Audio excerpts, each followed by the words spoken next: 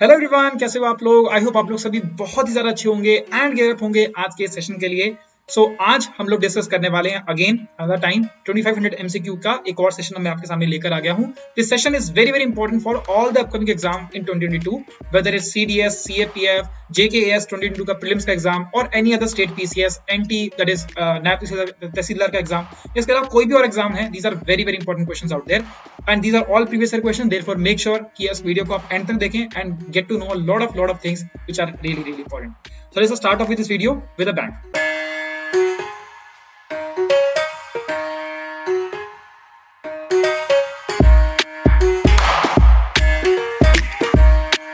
Before moving forward एक छोटी सी information आप लोगों के लिए। ये सारा कास्ट फैमिली को काफी ज्यादा प्यार मिला है और मेरा एक ड्रीम प्रोजेक्ट था जो कि जीएस फाउंडेशन कोर्स को बनाना। तो I am actually working on this course and मैं अपनी फैमिली के साथ ये बहुत जल्दी शेयर करना चाहता हूँ। तो विद ऑलमोस्ट 7 साल के आसपास एक्सपीरियंस हो चुका है पढ़ाते पढ़ाते, तो मेरे को लगता है कि सारा एक्सपीरियंस कंपाइल करके क्यों ना एक कोर्स बना दिया जाए जिसके अंदर सब सब्जेक्ट्स को मैं कवर करने वाला हूँ। जीएस सब्जेक्ट्स को मैं कवर करने वाला हूँ फॉर द टाइम बिंग। बाद में हम इसमें और भी चीजें ऐड करते रहेंगे। इसके अंदर सारी बुक्स यहाँ पर इंक्लूड की जाएंगी, बुक्स वगैरह भी आपको दी जाएंगी। लक्ष्मीकांत होगी, स्पेक्ट्रम हो गई, अरिहंत की बुक हो गई, लूसेंट हो गई, each and every book will be provided to you. साथ में आपके इंटरेक्टिव क्लासेस भी आपको देखने को मिलेंगे जिसके अंदर आपके recorded sessions as well as live sessions आपको देखने को मिलेंगे और आपका क्या कहते हैं मॉक्स हो गए, प्रीवियस ईयर क्वेश्चंस हो गए, सब कुछ यहाँ पर डिस्कस किया जाएगा। अलॉन्ग विद दैट ये सब चीजें तो साथ में आपकी हो गई। इसके अलावा मतलब ये जो इंटरेक्टिव सेशन मैं बना रहा हूँ ये सब के सब आपको इसके अंदर आपकी इमेजेस हो गई, इमेजेस वगैरह हो गए, माइंड मैप्स हो गए, देन आपके बहुत सारे आपके जो रिकॉर्डेड सेशंस है, मूवीज वगैरह है, उन सब के क्लिप्स वगैरह भी मैं यहाँ पर डाल रहा हूँ जिससे कि आपकी बेटर अंडरस्टैंडिंग वगैरह हो जाए। तो ये कोर्स पे भी मैं काम कर रहा हूँ और बहुत जल्दी आपको कोर्स देखने को मिल जाएगा। बट अगर आप यहाँ पर नए हैं तो इसके लिए प्लीज मेक श्योर कि आप लाइक कर दें, शेयर कर दें। सॉरी, शेयर तो चलो आपकी मर्जी है, अगर आपको अच्छा लगेगा तो आप कर ही दोगे, और सब्सक्राइब कर ले चैनल को। इसके साथ क्या होगा, हमारी एंगेजमेंट यहाँ पर डेवलप रहेगी और ये this is gonna be benefit in the longer term जब भी आपको ये न्यूज मिलने को मिलेगी। ठीक है, चलिए अब स्टार्ट करते हैं। First of all the very first question out there is blue baby syndrome is associated with which of the following poisoning. Poisoning कौन सी पॉइजनिंग से एसोसिएट किया जाता है ब्लू बेबी सिंड्रोम के रिगार्डिंग पूछे जा रहे हैं यहाँ पर। Mercury, nitrate, cadmium and methane. देखो ये हम लोग टॉपिक पढ़ते हैं कहाँ पर, ये इसमें से जो हम लोग पढ़ रहे हैं ये बेसिकली वाटर बॉर्न डिजीजेस के अंदर हम लोग पढ़ते हैं और हमने देखा था कि वाटर बॉर्न डिजीज कई तरह से हो सकते हैं। मेजरली अगर हम बात करें तो यहाँ पर 2 प्रकार के होते हैं। द वेरी फर्स्ट इज कौन से, जिसे बोलते हैं हम लोग बोलते हैं सॉलिड या फिर केमिकल इंप्योरिटीज की वजह से, सॉल्ट या फिर केमिकल इंप्योरिटीज की वजह से, जो कि यहाँ पर दिया हुआ है मरकरी की वजह से और बाकी सब और की वजह से। और सेकेंडली हम लोग देखते हैं कि ड्यू टू माइक्रो ऑर्गेनिजम्स, और इसके अलावा भी बहुत सारे केसेस आपको देखने को मिल जाते हैं। तो फर्स्ट ऑफ ऑल पहले तो हम उसको ऑप्शंस को एनालाइज करते हैं और फिर हम इसका आंसर करने की कोशिश करते हैं। देखो यहाँ पर लिखा है मरकरी। मरकरी की से एक वर्ड याद रखना, मरकरी से रिलेशन में जो रखता है which is called as Minamata. Very very important. देखो अगर आपसे कुछ भी पूछे मरकरी के रिगार्डिंग कोई भी क्वेश्चन आ रहा है और सामने ऑप्शन में मिनामाटा दिया हुआ है तो बिंदास बिना क्वेश्चन पढ़े आप इसका आंसर टिक कर सकते हो। मिनामाटा जो जगह है वो जापान के अंदर आपकी आती है जहां पर सबसे पहले आपका मरकरी पॉइजनिंग का केस देखा गया था। इसी के बेसिस के ऊपर आपकी बनी मिनामाटा कन्वेंशन, वो भी मरकरी के रिगार्डिंग की बात करती है। और अगर आपसे पूछे कि डिजीज कौन सा होता है तो बिल्कुल मिनामाटा डिजीज ही आपको देखने को मिलता है मरकरी पॉइजनिंग की वजह से। हमारे देश के अंदर मरकरी पॉइजनिंग का केस देखने को मिला है, डाउन साउथ के अंदर आपको देखने को मिला है, बट वो आप इतना सारा पूछते नहीं है तो मरकरी का मिनामाटा याद रखेंगे। नाइट्रेट की क्या कहते हैं आपका जब एक्सेस अमाउंट में आप ले लेते हो, नाइट्रेट कंज्यूम कर लेते हो तो आपका क्या बनता है, दैट इज इसे बोलते हैं ब्लू बेबी सिंड्रोम। तो यहाँ पर आएगा आपका ब्लू बेबी सिंड्रोम, जिसका एक्चुअल में जो नाम होता है थोड़ा सा डिफिकल्ट सा नाम होता है, इसे बोलते हैं मिथेमोग्लोबो अनीमिया। मतलब हमारे ब्लड के अंदर काफी ज्यादा अमाउंट के अंदर ये मिल जाता है तो ये देखने को मिल जाता है। कैडमियम के रिगार्डिंग अगर बात करें तो यहाँ पर क्या होता है, आउच डिजीज होता है, या फिर इसको हम लोग क्या बोलते हैं, इटाई। ठीक है, तो ये थोड़ा सा अजीब से नाम है, पर इटाई डिजीज को बोलते हैं या फिर आउच डिजीज को बोलते हैं। बोन्स के अंदर क्या होता है, यहाँ पर आपकी ये ऐसे क्रैकिंग की या फिर ये इस तरह की आवाज आपको देखने को मिल जाती है। ठीक है, तो ये बोन स्पेसिफिक यहाँ पर डिजीज आपको देखने को मिल जाएगा। ठीक है, अगर हम मिथेन को एक्सेसिव इंटेक कर लेते हैं, देखो मिथेन को अगर इंटेक कर लेते हैं तो हमें थोड़ा सा नौशिया हो सकता है। ठीक है, देन साथ में आपका जैसे कह लो कि जो न्यूरोलॉजिकल डिजीज होते हैं वो भी आपको देखने को मिल जाते हैं। मतलब कोई पर्टिकुलर डिजीज का नाम यहाँ पर आपको देखने को नहीं मिलता, पर multiple disease can definitely happen. ठीक है, चक्कर वगैरह आ सकते हैं आपको और इससे करके कुछ ना कुछ हो सकता है। ठीक है, याद रखना। अच्छा, वो जो होता है ना सीओ कार्बन मोनोऑक्साइड की अगर इंटेक अगर मैक्सिमम अमाउंट में इंटेक करो तो क्या होता है, उसे बोलते हैं एस्फिक्सिएशन इफेक्ट। मतलब क्या, आपको चक्कर आ जाएंगे और ये क्योंकि कार्बन डाइऑक्साइड की जगह आपकी बॉडी के अंदर अगर कार्बन मोनोऑक्साइड की कंसंट्रेशन होती है तो ये बहुत ज्यादा मिल जाती है, किसके साथ, हीमोग्लोबिन के साथ बहुत जल्दी रिएक्ट करती है और अल्टीमेटली यहाँ पर क्या करती है, पॉइजन सा बना देती है शरीर के अंदर। और इससे की वजह से क्या होता है, आपका एस्फिक्सिएशन इफेक्ट होता है। एस्फिक्सिएशन इफेक्ट होता है, थोड़ा प्रोनाउंसिएशन में थोड़ा सा ऊपर नीचे हो सकता है। तो पॉइंट इज इससे क्या होता है कि आपको चक्कर वगैरह आ जाएंगे, सांस वगैरह प्रॉपर से नहीं आएगी, और मतलब घुटन सी महसूस होगी, और अल्टीमेटली आपकी डेथ भी हो सकती है अगर आप इसके ज्यादा प्रोन होते हो मतलब इस एटमॉस्फेयर के अंदर। और ये एटमॉस्फेयर आपको ज्यादातर कहाँ देखने को मिलता है, जब यहाँ पर जब कहीं ना कहीं बिल्डिंग में कोई ना कोई आग लगी होती है ना, तो आपने देखा होगा लोग खांसते खांसते बाहर निकलते हैं। तो बेसिकली क्या होता है कि फायर के टाइम पर वहां पर जब भी आग लगी होती है तो कार्बन डाइऑक्साइड की कंसंट्रेशन अगर बहुत ज्यादा कम हो जाए, सॉरी ऑक्सीजन की कंसंट्रेशन अगर क्या हो जाए बहुत ज्यादा कम हो जाए, तो वहां पर कार्बन डाइऑक्साइड नहीं बनती, वहां पर कार्बन मोनोऑक्साइड बनती है, और इससे ज्यादा लोग क्या होते हैं, मर जाते हैं। आपने देखा होगा, ये भी सुना होगा कि जो लोग होते हैं सोते सोते ही मर गए, तो वो बेसिकली ये वाला केस आपको देखने को मिल जाता है। ठीक है, चलो ये तो हो गया कुछ डिजीज के रिगार्डिंग यहाँ पर नाम हो गए।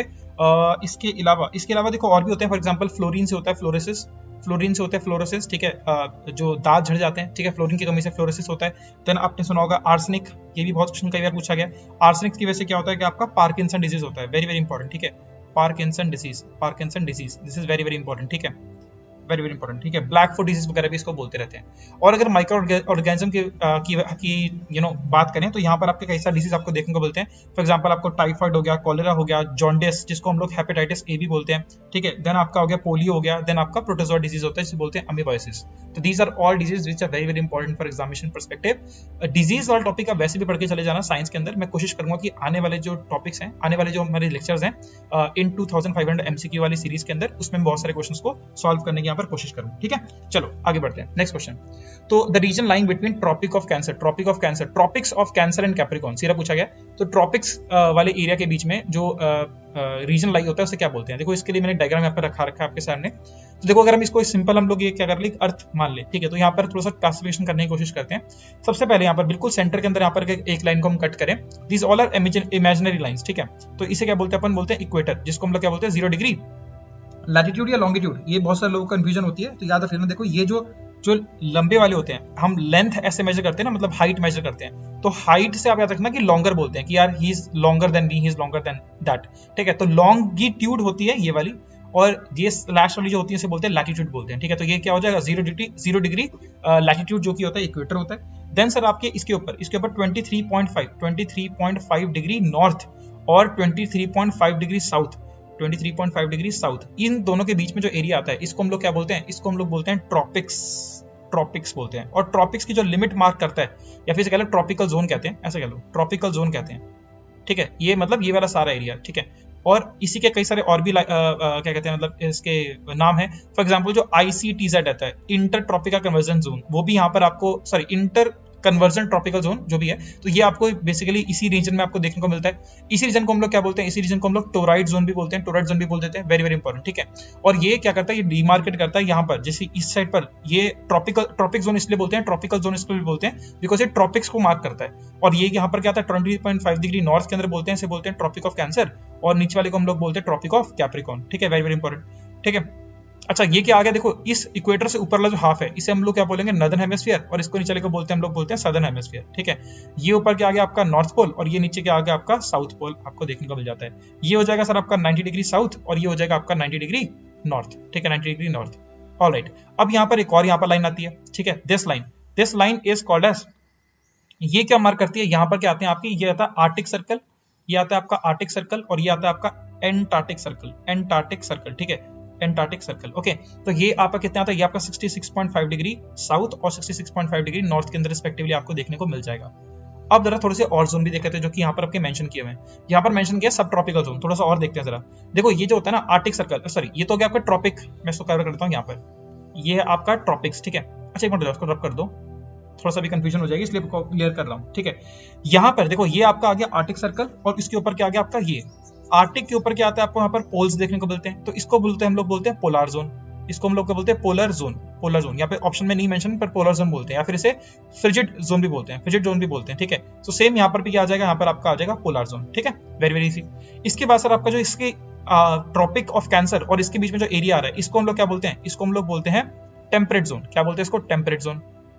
ये आ गया आपका टेम्परेट जोन, जहां पर यूएसए वगैरह लाई करता है, टेम्परेट जोन। सेम यहाँ पर भी आ जाएगा आपका temperate zone is gonna be here, ठीक है, ये आपका आ जाएगा टेम्परेट जोन, ठीक है, वेरी वेरी इजी।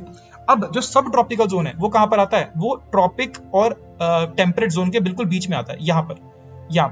तो ये जो आपका एरिया आता है इसे बोलते हैं सब ट्रॉपिकल जोन। तो यहाँ पर आएगा, यहाँ पर भी आपको देखने को मिल जाएगा, ये आपका एरिया आ गया सब ट्रॉपिकल जोन। ठीक है, तो ये आपने एक और जोन देख लिया। अब यहाँ पर एक लिखा हुआ है हॉर्स लैटिट्यूड। देखो हॉर्स लैटिट्यूड कहाँ पर देखने को मिलती है, देखो हॉर्स लैटिट्यूड आती है आपकी, एक सेकंड, तो हॉर्स लैटिट्यूड आपको देखने को मिलेगी 23.5 डिग्री से लेकर 30 डिग्री नॉर्थ और 30 डिग्री साउथ तक। तो मान लेते हैं ये वाली लाइन आपकी क्या आ रही है, 30 डिग्री नॉर्थ वाली आ रही है, और यहाँ पर आपकी आ रही है 30 डिग्री साउथ वाली आपकी लाइन आ रही है। ठीक है, थोड़ा सा ये घिचपिच सी होगी, मैं समझ सकता हूँ, लेकिन एक ही में सब समझ लेते हो, आई थिंक ज्यादा बेटर रहेगा। तो ये जो है ना आपका, ये जो है आपका, ये जो मैंने लाइन बनाई है, ये जो एरिया है, ये जो एरिया है, यहाँ पर एक टिपिकल टाइप की टेम्परेचर प्रेशर कंडीशन रहती है। इसको हम लोग क्या बोलते हैं, इसको हम लोग बोलते हैं हॉर्स लैटिट्यूड। ठीक है, काम कंडीशन होती है, काफी ज्यादा काम से कंडीशन होती है, मतलब ज्यादा, और ये ड्राई कंडीशन आपको देखने को मिलती है, मतलब यहाँ पर सूखा सूखा सा ऑलमोस्ट यहाँ पर रहता है। ठीक है, हॉर्स लैटिट्यूड। और यहाँ पर एक और भी आता है, देखो ट्रॉपिकल जोन के पास 2 डिग्री नॉर्थ और 2 डिग्री साउथ, इसके बीच में क्या होती है, यहाँ पर कुछ और हवाएं चलती हैं। इसको हम लोग क्या बोलते हैं, इसको बोलते हैं डोलड्रम्स, यहाँ पर बोलते हैं डोलड्रम्स। ठीक है, डोलड्रम्स। ये सभी के सभी क्वेश्चन ना पूछे जा चुके हैं एग्जाम्स के अंदर, बहुत बहुत बहुत सारे इंपॉर्टेंट है। ये काफी क्या रहती है, वो काम थी, ड्राई थी, यहाँ पर क्या होती है, यहाँ पर मॉइस्ट होती है, और यहाँ पर क्या होती है, काफी ज्यादा काम नहीं होती, मतलब काफी ज्यादा यहाँ पर हलचल मचती रहती है। Very very important. अच्छा, यहाँ पर tropic of Cancer, tropic of Capricorn लिखा हुआ है, तो याद रखना ट्रॉपिक ऑफ कैंसर क्या होती है, हमारे देश से पास होती है, ट्रॉपिक ऑफ कैप्रिकॉर्न हमारे देश से पास नहीं होती। और इक्वेटर भी जो है हमारे देश से पास नहीं होती है एज सच, लेकिन अंडमान निकोबार के कुछ थोड़े से फार ऑफ आइलैंड से ऑलमोस्ट वहां से क्रॉस करती है। तो अंडमान निकोबार जो होता है ना, अंडमान निकोबार, वहां पर आपको, या पर्टिकुलर बताऊं तो निकोबार आइलैंड्स के अंदर आपको ना थोड़ा बहुत एटमॉस्फेयर जो होता है, इक्वेटोरियल एटमॉस्फेयर आपको देखने को मिल जाता है, इक्वेटोरियल वेदर आपको देखने को मिल जाता है, या इक्वेटोरियल क्लाइमेट आपको देखने को मिल जाता है इन अंडमान निकोबार, अदरवाइज नहीं कट करती। ठीक है, ट्रॉपिक ऑफ कैंसर अगर पूछा जाए कहां से कट करती है, तुम्हारे 8 स्टेट से कट करती है। Very very important question, very very important question. कौन से स्टेट आ जाएंगे सर आपके, मिजोरम, देन आपका अजवाल, त्रिपुरा, मतलब उल्टे स्टार्ट कर लो, चलो ऐसे कर देते हैं, इधर से स्टार्ट नहीं, इधर से स्टार्ट करते हैं। तो गुजरात राजस्थान, एमपी, ये बहुत सारे लोग छूट जाते हैं, एमपी का रखना, MP very very important. Then sir आपका आता है छत्तीसगढ़, झारखंड, वेस्ट बंगाल। देन आपका आता है सर 2 नॉर्थ ईस्टर्न स्टेट आते हैं, एक आता है आपका मिजोरम के अंदर अजवाल से निकलती है, और त्रिपुरा विच इज अगरतला, वहां से आपको देखने को मिलती है। ठीक है, वेरी वेरी इंपॉर्टेंट। ठीक है, और क्या कहते हैं आपकी, हाँ आई थिंक इतना काफी रहेगा। और क्या था, कहा एक रिवर ऐसी है जो कि है रिवर नाम की रिवर माही। ठीक है, रिवर माही क्या करती है, वो क्या करती है, 2 बार कट करती है, ट्रॉपिक ऑफ कैंसर को 2 बार कट करती है। वेरी वेरी इंपॉर्टेंट, दुनिया में ऐसी और कोई रिवर नहीं है जो कि ट्रॉपिक ऑफ कैंसर को 2 बार कट करे। माही रिवर जो है वो यहाँ पर आपकी कट करती है, 2 बार कट करती है। Very very important, Gujarat MP के बीच में आपको देखने को मिल जाएगी। चलिए आगे बढ़ते हैं। Next question is with reference to the legislative procedure of India. Legislative procedure of India को अगर हम मद्देनजर रखें या ध्यान रखें, तो बेसिकली इसमें से कौन सी स्टेटमेंट यहाँ पर सही है। देखो अगर आप यहाँ से ध्यान से पढ़ोगे तो यहाँ पर बेसिकली 0R के बारे में लिखा ही हुआ है ना, हाँ सॉरी 0R के बारे में लिखा ही हुआ है, 0R के बारे में यहाँ पर मेंशन किया हुआ है कि 0R के बारे में कौन से स्टेटमेंट सही है। तो पहले तो हम समझ लेते हैं कि ये कहाँ से टॉपिक आया या क्या क्या आया। देखो पार्लियामेंट की क्या होती है, सेटिंग्स होती हैं, पार्लियामेंट की क्या होती है, सेटिंग्स होती हैं। ठीक है, सेटिंग्स मतलब जो नॉर्मल बेसिकली डे की फंक्शनिंग है उसके बारे में यहाँ पर बताया गया। तो ये नॉर्मल फंक्शनिंग आपको देखने को मिलेगी 11 बजे से शुरू होती है। हाँ, थोड़े बहुत आलसी लोग होते हैं, ठीक है, तो 11 बजे से शुरू होती है और 1 बजे तक आपकी चलती है, एक फर्स्ट वाला। देन आपकी आती है सर, आपकी आती है ब्रेक, या फिर कह लो लंच ब्रेक, कह लो जो मर्जी कह लो। तो ये लंच ब्रेक आपकी देखने को मिलती है। फिर आपकी क्या होता है, सेकंड सेशन जो होता है वो आपका 2 PM से लेकर 6 PM तक चलता है। राज्यसभा के केस के अंदर वो 5 PM तक ही चलता है, लेकिन लोकसभा के केस में वो 6 PM तक चलता है, आपको देखने को मिल जाएगा। ठीक है, मैं जनरलाइज करके बता रहा हूँ, इसलिए मैंने यहाँ पर मेंशन कर दिया। अब जो 11 बजे से लेकर 12 बजे का टाइम है, 11 से 1 बोला ना मैंने, तो 11 से लेकर 12 बजे यहाँ पर क्या होता है, यहाँ पर आपको देखने को मिलता है क्वेश्चन आवर। तो क्वेश्चन आवर यहाँ पर होता है। यहाँ पर क्या होता है कि जो क्वेश्चन पहले से दिए हुए हैं 10 दिन पहले या उससे पहले जो क्वेश्चन दिए हुए हैं उनको यहाँ पर डिस्कस किया जाता है, ऐसा करके। इसके बाद जो होता है सर आपका 12 से लेकर 1 बजे यहाँ पर आपका बीच में किसी भी 30 मिनट्स होगा, पूरे 1 घंटा नहीं होता, बीच में इन दोनों में से, मतलब 12 बजे 12:30 बजे स्टार्ट करो, भले आप 12 बजे स्टार्ट कर दो, कभी मर्जी स्टार्ट कर दो आप, 30 मिनट्स का एक सेशन होता है जिसको हम लोग क्या बोलते हैं, 0R बोलते हैं। वेरी वेरी इंपॉर्टेंट, ठीक है, 0R बोलते हैं। अब ये जो है यहाँ पर, ये कब से 1962 से हम लोग ये इसको इंक्लूड किया हुआ है, वहां से हमारा ये चलता हुआ आ रहा है। और ये एक तरह का इनफॉर्मल डिवाइस है जिसमें हम लोग क्या करते हैं कि मान लो इसमें कुछ importance, matter of public importance कोई भी है ना, अर्जेंट मैटर्स हैं, उसके रिगार्डिंग यहाँ पर क्वेश्चन वगैरह पूछे जाते हैं। फॉर एग्जांपल मान लो कि अभी कुछ हमारे देश में थोड़ी बहुत जगहों पर ऐसे आपको कोई मतलब कोई मान लो कोई केस हो गया है ना, मान लो फॉर एग्जांपल अभी यूपी में आपको कुछ देखने को मिला, या फिर आपको गुजरात में आपको देखने को मिला, राजस्थान में आपको कुछ देखने को मिला। ऐसे टाइप के जो केसेस वगैरह होते हैं ना, तो इनके रिगार्डिंग अगर मान लो कुछ क्वेश्चंस पूछना चाहती है ऑपोजिशन पार्टी गवर्नमेंट से, तो वो वहां पर यहाँ पर मतलब पूछे जाते हैं। लेकिन याद रखना कि इसके लिए स्पीकर की जो रजामंदी है वो यहाँ पर होनी चाहिए, स्पीकर को बताया जाएगा। उसके बाद अगर स्पीकर एक्सेप्ट करेंगे तभी यहाँ पर कुछ होगा। उसके बाद यहाँ पर ब्रेक वगैरह होगी, फिर आपका 2 से लेकर 6 PM ये जो होना है, यहाँ पर आपका मेन एजेंडा डिस्कस होता है, मतलब जो एक्चुअल में पार्लियामेंट की जो वर्किंग वगैरह हो रही है, कोई बिल वगैरह पास होना है, कुछ और पास होना है, वो सब कुछ यहाँ पर डिस्कस होता है। ठीक है, अब देखते हैं जरा क्वेश्चन के यहाँ पर क्या क्या बोला है। तो उसमें से कौन सी स्टेटमेंट सही पूछी है, करेक्ट पूछी है ना, देखते हैं जरा। 0 hour is a time gap between the end of the question hour and the beginning of the regular business hour. तो end of the question hour मतलब हाँ क्वेश्चन आवर के बाद होता है, बिल्कुल सही बात है, तो ये स्टेटमेंट तो बिल्कुल सही होगी। The time immediately before the beginning of question hour is called as 0 hour। क्या बोल रहे हैं, इमीडिएटली बिफोर द बिगिनिंग, गलत बात है, ये तो उसके बाद होता है ना, तो ये स्टेटमेंट तो होगी गलत।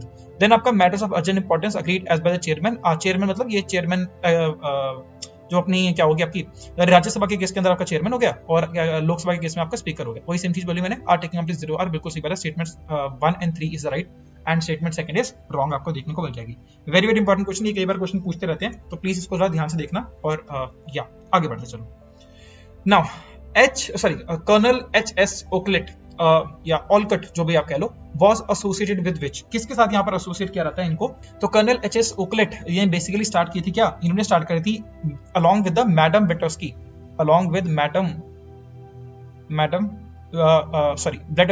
ब्लेटवस्की, ठीक है, थोड़ी प्रोनाउंसिएशन में अगेन दिक्कत हो सकती है, प्लस HS ओकलेट, इन दोनों ने मिलकर स्टार्ट करी थी थियोसॉफिकल सोसाइटी स्टार्ट करी थी। ये कब स्टार्ट की थी आपकी, की थी 1875 के अंदर, आपको न्यूयॉर्क के अंदर आपकी स्टार्ट हुई थी। ठीक है, न्यूयॉर्क के अंदर आपकी स्टार्ट हुई थी, वेरी वेरी इंपॉर्टेंट।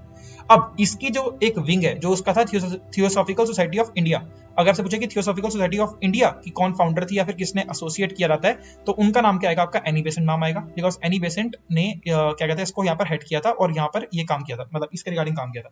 इसके अलावा भी बहुत सारे काम किए थे, वेरी वेरी इंपॉर्टेंट। तो theosophical society A is the right option. लेकिन और ऑप्शन जो यहाँ पर है वो भी बहुत बहुत क्वेश्चन इंपॉर्टेंट बन सकते हैं, जरा ध्यान से देखने की कोशिश करते हैं। सबसे पहले यहाँ पर लिखा हुआ आपका home rule league, home rule league के रिगार्डिंग बात की है, वेरी वेरी इंपॉर्टेंट क्वेश्चन, जरा समझते हैं। देखो होम रूल लीग जो है ना, होम रूल लीग की एक्चुअली 2 होम रूल लीग आपको देखने को मिली। द वेरी फर्स्ट वन किसने स्टार्ट करी थी, ये आपकी स्टार्ट करी थी बाल गंगाधर तिलक जी ने। ठीक है, एक्सट्रीमिस्ट लीडर थे, है ना, बाल गंगाधर तिलक। जब ये अपनी जेल से बाहर आए थे, उसके बाद यहाँ पर 1914 के अंदर जेल से बाहर आ गए थे और 1916 के अंदर इन्होंने क्या करा था आपका ये फॉर्म करी थी। इसी टाइम पर एनी बेसेंट जी ने भी क्या की थी, Annie Besant was a female, ठीक है, तो इन्होंने भी क्या करी थी 1916 के अंदर ही स्टार्ट करी थी अपनी होम रूल लीग। लेकिन ये की थी उन्होंने सितंबर के अंदर, ये आपकी सितंबर में देखने को मिलती है और ये आपको देखने को मिलती है कब, दैट इज अप्रैल के अंदर देखने को मिलती है। दोनों की दोनों सेपरेट थी, याद रखना, ठीक है। अच्छा, इनको जो बाल गंगाधर तिलक को जो क्या करते हैं आपको पता ही है कि इनको लोकमान्य का टाइटल मिला था, ठीक है, लोकमान्य का टाइटल मिला था, ठीक है, लोकमान्य का टाइटल इनको मिला हुआ है, ठीक है। और ये जो स्टार्ट करी थी, ये कहां से करी थी आपकी, पुणे महाराष्ट्र के अंदर आपकी करी थी, ठीक है, वेरी वेरी इंपॉर्टेंट, ठीक है। और देन आपका ये एनी बेसेंट जी ने स्टार्ट करी थी, ये कहां पे करी थी, ये करी थी इन्होंने स्टार्ट, एक मिनट, ये आपकी स्टार्ट करी थी बंगाल के अंदर, यस, बंगाल के अंदर। और एनी बेसेंट वैसे कहां से बिलोंग करती है, ये आयरलैंड से बिलोंग करती है, और आयरलैंड में काफी सक्सेसफुल थी, तो वहां से इंडिया के अंदर आपकी ये आई थी, ठीक है। अच्छा, अगर पूछा जाए कि ये एनी बेसेंट जो थी ना, ये आपकी 1917 के अंदर सेशन के अंदर ये क्या थी आपकी, प्रेजेंट रही थी, ठीक है, ये प्रेजेंट रही थी, और she was the very very first female president of INC. किसकी, आईएनसी की प्रेसिडेंट रही थी 1917 के अंदर। और ये सेशन कहां पर हुआ था, ये आपका कलकत्ता में सेशन आपको देखने को मिला था। तो देखो बड़ा आसान है याद रखना, कलकत्ता मतलब बंगाल, और बंगाल के अंदर इन्होंने स्टार्ट करी थी, दोनों के दोनों कैप के सिमिलर से बंगाल के अंदर आपको देखने को मिले थे, ठीक है। अच्छा, मैंने आपको बताया कि फर्स्ट फीमेल प्रेसिडेंट जो थी वो यही थी 1917 की। लेकिन अगर पूछा जाए कि फर्स्ट इंडियन फीमेल प्रेसिडेंट कौन थी, तो वो 1925 के अंदर आपकी फर्स्ट इंडियन फीमेल प्रेसिडेंट बनी, जिनका नाम था आपका Sarojini Naidu, Nightingale of India, very very important, Sarojini Naidu, ठीक है। तो ये आपकी कानपुर सेशन के अंदर बनी थी पहली बार, the first Indian female to become the president of INC, very very important, ठीक है। और इसके अलावा तो ठीक है, इसके अलावा कुछ और खास तो नहीं है, हाँ ठीक है, बस ठीक है, आई थिंक इतना भी याद रख लो तो भी बहुत बड़ी बात है। देन सर यहाँ पर आपका लिखा हुआ है ब्रह्मो समाज, या फिर आपका उसको कह लो कि आपका ब्रह्म समाज से भी नाम है, आत्म्य सभा, ये तीनों के तीनों नाम के आपके सेम है। फाउंडर कौन है इसके, ये आपके राजा राम मोहन रॉय, इन्होंने ये बेसिकली क्या था, स्टार्ट किया था, ठीक है। और ये आपके कब स्टार्ट किया था, 1928 के अंदर ये स्टार्ट किया था, वेरी वेरी इंपॉर्टेंट, ठीक है। ये इन्होंने राजा राम मोहन राय ने सती प्रथा को अबॉलिश करने के लिए बहुत सारा काम किया, और 1928 के अंदर इन्होंने क्या कराया, मतलब इसके ऊपर काफी इसके ऊपर सती प्रथा के लिए काफी सारा काम किया था। और ये बंगाल रेजोल्यूशन इन्होंने साइन करवाया in the presence of Lord William Bentinck. और यहाँ पर क्या था 1929 के अंदर अल्टीमेटली लॉ हो गया, और प्रॉपर लॉ के साथ ये कहते हैं आपकी सती अबॉलिशमेंट यहाँ पर पूरी की पूरी होगी, ठीक है। इनकी बुक का नाम क्या है, इनकी बुक का नाम है gift to monotheism, very very important, gift to monotheism, very very important book, ठीक है, गिफ्ट टू मोनोथिज्म, ठीक है। इनको बोलते हैं फादर ऑफ इंडियन रेनेसांस भी बोलते हैं, फादर ऑफ इंडियन रेनेसांस, और फादर ऑफ रिफॉर्म्स भी बोलते हैं, ठीक है, इंडियन रेनेसांस, और उन्होंने बेसिकली जो रिफॉर्म्स वगैरह थे ना वो उसकी स्टार्टिंग वगैरह थी, ये भी आपको बोलते हैं, वेरी वेरी इंपॉर्टेंट, ठीक है। इन्होंने एक न्यूज़पेपर स्टार्ट किया था, इनका नाम क्या है, उसका नाम है संवद कौमुदी, ठीक है, वेरी वेरी इंपॉर्टेंट, ठीक है। ये भी बंगाली न्यूज़पेपर था, 1821 के अंदर इन्होंने स्टार्ट किया था, वेरी वेरी इंपॉर्टेंट। इसके अलावा क्या आपका, हाँ, एक क्या कहते हैं आपका मिरातुल अकबर भी इनका था, Persian newspaper, but this not important, चल जाएगा, ठीक है।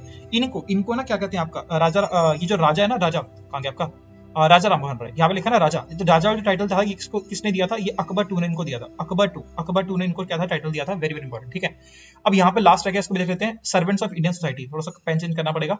सर्वेंट्स ऑफ इंडियन सोसाइटी, ये किसने स्टार्ट करी थी, आपकी गोपाल कृष्ण गोखले ने स्टार्ट करी थी, गोपाल कृष्ण गोखले। अब गोपाल कृष्ण गोखले जी कौन थे, ये थे आपके political Guru of Gandhi ji, अगर आपको याद हो तो ये महात्मा गांधी के पॉलिटिकल गुरु थे। और जो गोपाल कृष्ण गोखले के गुरु कौन थे, इनके गुरु थे, इनका नाम था MG Ranade, very very important, MG Ranade, ठीक है, वेरी वेरी इंपॉर्टेंट। तो ये कुछ इंपॉर्टेंट सा क्वेश्चन है। इसके अलावा क्या आपका, हाँ, इन्होंने servants of Indian society start करी थी, कब स्टार्ट करी थी, 1905 के अंदर स्टार्ट करी थी, और इसका क्या था आपका, बॉम्बे के अंदर स्टार्ट करी थी, बॉम्बे वाज हेडक्वार्टर, ठीक है। देन आपका ये आपके जो है ये कई सारे चीजों में मतलब हेड रह चुके हैं। फॉर एग्जाम्पल आपकी बॉम्बे लेजिस्लेटिव काउंसिल बनी थी, ठीक है, 1899 के अंदर, तब उसके हेड बने थे। उसके बाद क्या थे आपके इंपीरियल लेजिस्लेटिव काउंसिल के हेड बने थे, के हेड बने थे, ठीक है। ये कब बने, 1902 के अंदर आपके बने थे, वेरी वेरी इंपॉर्टेंट, ठीक है। और फिरोज शाह मेहता के बाद बने थे, Pherozeshah Mehta was the first one, और ये सेकंड वाले आपको देखने को मिले थे, ठीक है। इन्होंने बाद में क्या था, नाइटहुड टाइटल जो था वो भी यहाँ पर क्या करता था आपका, त्याग दिया था बाद में, ठीक है। This is very very important questions. चलो ठीक है, आई थिंक काफी जगह भर गई है, तो ओके। चलो इसके बाद आपका आ रहा है sir, focus on national rural livelihood mission. इसका क्या आपका मतलब क्या मेन ऑब्जेक्टिव था, मेन फोकस क्या था। देखो अगर यहाँ पर बात करें इस मिशन के रिगार्डिंग, तो ये आपका बेसिकली देखने को कब मिलता है, तो ये आपका आया था 2013 के अंदर, if I am not wrong, नहीं 2011 के अंदर, सॉरी, ओहो 2011 के अंदर आपको ये देखने को मिला, ठीक है। और इसका बेसिकली क्या था, स्किल डेवलपमेंट के थ्रू पावर्टी एलिमिनेशन की जाएगी, तो स्किल डेवलपमेंट के थ्रू पावर्टी एलिमिनेशन की जाएगी, और यहाँ पर क्या की जॉब वगैरह प्रोवाइड की जाएंगी रूरल हाउस होल्ड्स के अंदर। तो बिल्कुल यहाँ पर होगा रिमूव एब्जेक्ट पॉवर्टी, अरे यार यहाँ पर एब्स्ट्रैक्ट आएगा, यहाँ पर एब्जेक्ट लिखा हुआ है, एब्स्ट्रैक्ट, चलिए ये कोई नहीं, प्रीवियस ईयर क्वेश्चन है, कुछ ना कुछ मिस्टेक करते रहते हैं। तो यहाँ पर okay, abstract poverty of, sorry क्या आपका, सॉरी एब्सोल्यूट पॉवर्टी, यहाँ पर ऑब्जेक्ट भी नहीं आएगा, एब्सोल्यूट आएगा, तो absolute poverty of rural house hold, बिल्कुल सही है, option number A is the right option, ठीक है। देखो वैसे ये रूरल के रिगार्डिंग काफी सारे मिशन चलते रहते हैं। फॉर एग्जांपल एक आपका मिशन आया था, अगर आपको याद हो, नेशनल रूरल हेल्थ मिशन, ये तो आपका 2005 के अंदर आया था, वेरी वेरी इंपॉर्टेंट, ठीक है। इसके अलावा एक एम्प्लॉयमेंट के रिगार्डिंग मैंने बात करी, तो एम्प्लॉयमेंट के रिगार्डिंग एक बहुत ही इंपॉर्टेंट आपका एक मिशन आया था, जिसको बोलते हैं क्या आपका, नरेगा, ठीक है, नरेगा, वेरी वेरी इंपॉर्टेंट, ठीक है, नरेगा। तो ये बेसिकली नरेगा की बेसिकली कहानी क्या स्टार्ट है, थोड़ा सा बताता हूँ मैं। 1991 के अंदर क्या था आपका, पीवी नरसिम्हा राव जी की गवर्नमेंट ने क्या था, बेसिकली प्रोजेक्ट चलाया, जिसके अंदर क्या था आपका, एग्रीकल्चर और फूड सेफ्टी प्रोवाइड करने की बात की गई, ठीक है। अब इसको बाद में मर्ज कर दिया गया, एक प्रोग्राम चल रहा था जिसका नाम है EAS, इसका नाम क्या था, एम्प्लॉयमेंट अश्योरेंस स्कीम, इसका नाम था, ठीक है। तो इसके साथ क्या कर दिया, इसको मर्ज कर दिया गया, और उसके बाद ये आपका 2000 के अंदर मर्ज किया था, और इसके बाद उसका नाम रखा आपका नरेगा, इसका नाम रखा नरेगा। और ये बेसिकली क्या, ये आपका ऑफिशियली लॉन्च हो गया 7 सितंबर 2005 को यहाँ पर लॉन्च हो गया, ठीक है। और ये मतलब इफेक्ट में आया था 2006 के अंदर आया था, वो फर्क नहीं पड़ता। इसके बाद नरेगा से जो MG नरेगा बना है ना, Mahatma Gandhi rural employment guarantee act जो आपका बना, ये कब बना आपका, 2 अक्टूबर 2019 के अंदर आपको देखने को मिला था, 2009 के अंदर देखने को मिला था, 19 बोल दिया, 2009 के अंदर आपको देखने को मिला था, वेरी वेरी इंपॉर्टेंट। तो ये थोड़ी सी टाइम लाइंस को याद रख लोगे तो आपको ज्यादा बढ़िया ये सिस्टम देखने को मिल जाएगा। यहाँ पर होता क्या, इसमें 100 डेज ऑफ एम्प्लॉयमेंट वर्क मिलता है, मतलब 100 डेज ऑफ पेड एम्प्लॉयमेंट मिलती है, मतलब 100 दिन का काम तो आपको मिनिमम मिलेगा। और अगर मान लो आपने रजिस्टर कर दिया, और अगर आपको काम नहीं मिला तो क्या होगा, तो 15 दिनों के बाद आपको सैलरी मिल जानी चाहिए, मतलब विद इन 15 डेज अगर आपको काम नहीं मिला, आपने रजिस्टर किया और आपको 15 दिन के बीच में अगर काम नहीं मिला आपको, तो फिर क्या होगा, सैलरी आपको जरूर दी जाएगी, आपको कुछ ना कुछ वेजेस आपको प्रोवाइड की जाएगी, बिकॉज ये गवर्नमेंट की मतलब गवर्नमेंट को मेक श्योर करना है कि आपको काम मिले, और अगर काम नहीं मिलेगा, रजिस्टर तो आपने किया ही हुआ है, तो आपको एटलीस्ट पैसा तो दिया जाएगा, बिकॉज इस सीन के अंदर। तो इसे बोलते हैं लीगल गारंटी। तो इट्स वेरी वेरी इंपॉर्टेंट। कभी बार ना ये स्टेटमेंट वाइज क्वेश्चन में पूछ रहा है कि लीगल गारंटी, और ये भी प्रीवियस ईयर क्वेश्चन है यूपीएससी का, कि ये लीगल गारंटी देता है कि नहीं देता, तो बिल्कुल देता है, लीगल गारंटी देता है मनरेगा या नरेगा। ओके चलो आगे बढ़ते। क्वेश्चन नंबर 6 बोलता है कि window remarriage act was passed during the governorship of किसके, तो जनरल गवर्नर कौन थे इसके, या गवर्नर जनरल कौन थे बेसिकली, विडो रीमैरिज एक्ट जब पास हुआ तब कौन देखने को मिले, तो ये बेसिकली पास हुआ था आपका 1856 के अंदर, और this was also very very important reason जिसकी वजह से 1858 का रिवोल्ट देखने को मिला था। ठीक है, 1858 के रिवोल्ट के टाइम पर कौन थे आपके गवर्नर जनरल, वही यहाँ पर 1856 के टाइम पर भी थे। इनका नाम है लॉर्ड कैनिंग, तो लॉर्ड कैनिंग इसका आंसर हो जाएगा। लॉर्ड कैनिंग के बारे में अगर बात करें तो यहाँ पर इनके टाइम पर ये ही was the last governor general of India. First governor general of India कौन थे, लॉर्ड विलियम बेंटिक थे। Last governor general of India जो थे वो भी यही थे, और साथ साथ में आपके फर्स्ट वाइसरॉय ऑफ इंडिया कौन है, वो भी यही आपके देखने को मिले। ठीक है, तो फर्स्ट वाइसरॉय जो थे आपके वो देखने को मिले। देखो कंफ्यूज मत करना, last governor general of India जब मैं बोल रहा हूँ तो ये मैं बात कर रहा हूँ जब हमारे देश में ब्रिटिश रूल चल रहा था। अगर हम बात करें कि हमारा 1947 के अंदर हमारा देश आजाद हो गया था, उसके बाद भी जो आपको देखने को मिलते हैं जो गवर्नर जनरल जो थे वो थे आपके कौन से, that is Lord Mountbatten was there. ठीक है, लेकिन उसका प्रिंसिपल थोड़ा सा अलग है, तो आप अगर ऑप्शन में नाम आ रहा है तो आप कैनिंग पे टिक कर देना, नो डाउट अबाउट इट। ठीक है, चलो मैं इसको फिलहाल करते हैं। Lord Canning viceroy was the first viceroy of India as well. इनके टाइम पर आपको देखने को मिला 1858 का आपका गवर्नमेंट ऑफ इंडिया एक्ट आया था, गवर्नमेंट ऑफ इंडिया एक्ट आपको देखने को मिला। ठीक है, और इन्होंने विडो रीमैरिज एक्ट तो यहाँ पर पास हुआ ही था। इसके अलावा अगर आप बात करें तो ही वाज लाइक, हाँ इन्होंने डॉक्ट्रिन ऑफ लैब्स की जो थ्योरी थी उसे यहाँ पर क्या कर दिया था, बंद कर दिया था। और स्टार्ट किसने किया था, लॉर्ड डलहौजी ने स्टार्ट किया था, अभी बताऊंगा इसके बारे में। तो दिस वाज आल्सो देयर। ठीक है, इन्होंने क्या था, इन्हें बोलते हैं कि यूनिवर्सिटीज के बारे में उन्होंने काफी सारा काम किया था, और यहाँ पर मेजर यूनिवर्सिटीज थी वो कहाँ पर, कैलकाटा और मद्रास के अंदर यहाँ पर यूनिवर्सिटीज बनाई गई थी। ठीक है, कब 1858 के टाइम पर, आपको 1857 के आसपास आपको देखने को मिली थी। ठीक है, इसके बाद अगर बात करते हैं यहाँ पर इंडिगो रिवोल्ट इनके टाइम पर देखने को मिला। इंडिगो रिवोल्ट आपका 1860 के अंदर इंडिगो रिवोल्ट हुआ था, तो वो भी इनके टाइम पर आपको देखने को मिला। ठीक है, और यहाँ पर आपका जो आईपीसी सेक्शन जो है ना, इंडियन पिनल कोड और क्रिमिनल प्रोसीजर कोड, वो जो था आपका, और एनसीआरपीसी ये जो था आपकी, ये आपका 1859 के अंदर आपका स्टार्ट हुआ था, ये भी इनके टाइम पर आपको देखने को मिला। Lord Canning very very important person. ठीक है, वाइसरॉयज वैसे ही बहुत सारे इंपॉर्टेंट होते हैं, तो प्लीज इनके बारे में जरूर देखना। ठीक है, इनके टाइम पर एक आपका एक और एक्ट था 1861 का, आपका इंडियन काउंसिल एक्ट जो था ना आपका, वो भी आपको देखने को मिला। 1861 का इंडियन काउंसिल एक्ट भी आपको देखने को मिला था इसके टाइम पर। इसके अंदर बात कर दी कि हम प्रोविंशियल ऑटोनॉमी पास वगैरह कर देंगे, और 1937 तक प्रोविंशियल ऑटोनॉमी दी भी जा चुकी थी, ऐसे करके। नाउ कम्स लॉर्ड डलहौजी के बारे में बात कर लेते हैं। ठीक है, इनको बोलते हैं कि इन्होंने इनके टाइम पर बहुत ज्यादा एक्सपेंशन किया। सबसे ज्यादा एक्सपेंशन जो था ब्रिटिश एम्पायर ने वो यहाँ पर किया, बिकॉज उनकी पॉलिसीज ऐसी थी। फॉर एग्जांपल आपको पता है डॉक्ट्रिन ऑफ लैब्स वाली पॉलिसी थी, वेरी वेरी इंपॉर्टेंट। ठीक है, वेरी वेरी इंपॉर्टेंट, जिसमें उन्होंने कई सारे अगर स्टार्ट करें तो कहां से, सतारा से स्टार्ट हुआ था। सतारा हो गया, देन संबलपुर हो गया, देन आपका भगत हो गया, देन आपका झांसी, देन आपका नागपुर, बहुत सारे और भी यहाँ पर इलाके थे जिन्होंने डॉक्ट्रिन ऑफ लैब्स के तहत यहाँ पर इन्होंने कवर अप किए थे। Very very important. सबसे पहले आपका ये सतारा डिस्ट्रिक्ट याद रखना, वेरी वेरी इंपॉर्टेंट। ठीक है, देन आपका सतारा कब से हुआ था, ये आपका 1848 के अंदर आपका ये इन्होंने क्या कहते हैं आपका डॉक्ट्रिन ऑफ लैब्स के तहत इन्होंने कब्जे में ले लिया था। इनके खिलाफ इनके टाइम पर एक बहुत ही बड़ा ब्लंडर था जो कि आपको देखने को मिला, एनेक्सेशन किया था इन्होंने मैल एडमिनिस्ट्रेशन का बहाना देकर। एनेक्सेशन ऑफ किसका, अवध का एनेक्सेशन हुआ था, वेरी वेरी इंपॉर्टेंट। और अवध के उस टाइम पर कौन थे, मतलब हेड कौन थे, वाजिद अली शाह। तो वाजिद अली शाह कब किया था, 1856 अवध को एनेक्स किया था। तो फर्स्ट रेलवे जो थी वो भी यहाँ पर क्या हुई, इंट्रोड्यूस हुई। फर्स्ट पोस्ट ऑफिस जो था वो भी इनके टाइम पर बना। फर्स्ट रेलवे जो थी वो कहाँ पे चली थी आपकी, 1853 में चली थी, और आपका 16 अप्रैल को आपकी स्टार्ट हुई थी। ठीक है, और ये जो थी आपकी 34 किलोमीटर आपकी लॉन्ग थी। ठीक है, और ये कहाँ से चली थी आपकी, बॉम्बे टू थाने यहाँ पर चली थी। इसके बाद आपका फर्स्ट पोस्ट ऑफिस जब वो भी आपका यहाँ पर देखने को मिलता है, इनके टाइम पर आपको देखने को मिला था। ठीक है, फर्स्ट पोस्ट वाला भी ये इनके टाइम पर आपकी जो बर्मा मतलब जो प्रेजेंट डे ऑफ म्यांमार कह लो, है ना, तो यहाँ पर क्या आपका एनेक्सेशन की थी आपकी बर्मा की एनेक्सेशन भी आपकी यहाँ पर देखने को मिल गई थी, वेरी वेरी इंपॉर्टेंट। फिर बहुत सारे आपके वॉर वगैरह भी लड़े। फॉर एग्जांपल आपका एंग्लो बर्मिस वॉर था, ये भी लड़ा। एंग्लो सिख वॉर जो था वो भी लड़ा, ट्रीटी ऑफ लाहौर वगैरह साइन हुई थी। ठीक है, देन आपके और भी इसके अलावा कुछ थे, आई थिंक इतना काफी इसके याद रखना। ओके, इसके बाद आपका लॉर्ड रिपन रह गया। लॉर्ड रिपन के बारे में अगर बात करें, थोड़ा पेन चेंज कर लेते हैं, काफी ज्यादा भर गया। ओके, लॉर्ड रिपन के बारे में अगर बात करें तो यहाँ पर आपकी क्या है, इनके टाइम पर क्या था, वर्निकुलर प्रेस एक्ट जो था, जो कि वर्निकुलर प्रेस एक्ट आपका 1882 में आया था आपका, इसको रिपील कर दिया गया था, वेरी वेरी इंपॉर्टेंट। 1881 में आया था, 82 में रिपील कर दिया था। वर्निकुलर प्रेस एक्ट आपके आया, कौन लेकर आए थे, वो लेकर आए थे लॉर्ड लिटन लेकर आए थे, और इसको रिपील कर दिया था। ठीक है, ऐसे करके वेरी इंपॉर्टेंट। इसके बाद जो था आपका यहाँ पर फर्स्ट फैक्ट्री एक्ट मतलब लेबर्स वगैरह को कंडीशन इंप्रूव करने के लिए फर्स्ट फैक्ट्री एक्ट जो था वो भी आपका ये कराए थे 1881 के अंदर, ये भी आपका आया था। लॉर्ड रिपन के टाइम पर आपको एक और देखने को मिला था, इसको बोलते हैं इल्बर्ट बिल कंट्रोवर्सी जो हुई थी वो भी इनके टाइम पर आपको देखने को मिलती, वेरी वेरी इंपॉर्टेंट। ठीक है, ये आपको 1883 के अंदर आपको देखने को मिलती। बस ये तीन चीजें याद रख लो, काफी है।